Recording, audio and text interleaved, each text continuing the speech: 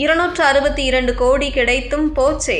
அமெரிக்காவில் பலியான மாணவி குடும்பத்தில் அடுத்த சோகம். நடந்தது என்ன? அமெரிக்காவின் சியாட்டில் நகரில் போலீஸ் கார் மோதி பலியான இந்திய மாணவி ஜானவி கண்டுலா மரணத்திற்கு இழப்பீடாக அவரது குடும்பத்திற்கு 262 கோடி ரூபாய் வழங்க ஒப்புதல் அளிக்கப்பட்ட நேரத்தில் அந்த மாணவியின் குடும்பத்தில் சோக நிகழ்வு அரங்கேறியுள்ளது. கடந்த 10ஆம் தேதியன்று ஜானவியின் தந்தை உயிரிழந்துள்ளார். ஆந்திர மாநிலம் கர்னூல் மாவட்டத்தைச் சேர்ந்த 23 வயதான மாணவி ஜானவி கண்டுலா அமெரிக்காவின் சியாட்டில் நகரில் உள்ள நார்த் ஈஸ்டர்ன் பல்கலைக்கழகத்தில் முதுநிலை தகவல் தொழில்நுட்ப படிப்பு படித்து வந்தார். கடந்த 2023ஆம் ஆண்டு சியாட்டில் நகரில் அவர் சாலையை கடக்க முயன்றபோது அதிவேகமாக வந்த ஒரு போலீஸ் ரோந்து வாகனம் அவர் மீது பலமாக மோதியது. இதில் ஜானவி கண்டுலா உயிரிழந்தார். குறிப்பிட்ட அந்த பகுதியில் வாகனங்கள் மணிக்கு 40 கிலோமீட்டர் வேகத்தில் மட்டுமே செல்ல அனுமதி உள்ள நிலையில் காவல் அதிகாரி கெவின் டேவ் தனது வாகனத்தை மணிக்கு 119 கிலோமீட்டர் வேகத்தில் அசுர வேகமாக ஓட்டி வந்தது கண்டறியப்பட்டது. இந்த துயரச் சம்பவம் இந்தியாவிலும் பெரும் அதிர்ச்சியை ஏற்படுத்தியது. இது தொடர்பான வழக்கு சியாட்டில் நீதிமன்றத்தில் நடைபெற்றது.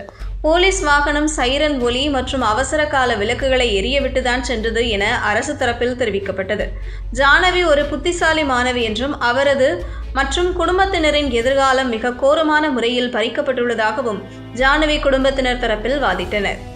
$29 மில்லியன் இழப்பீடு வழங்க நீதிமன்றம் உத்தரவிட்ட நிலையில் நகர நிர்வாகம் ஒப்புதல் தெரிவித்தது.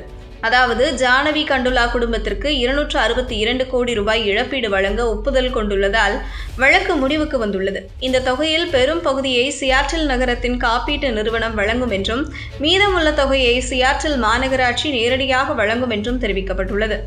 போலீஸ் வாகனத்தை கவனக்குறைவாக ஓட்டிய கெவின் டேவ் பணி நீக்கம் செய்யப்பட்டுள்ளார். அவருக்கு $5000 அபராதம் விதிக்கப்பட்டது.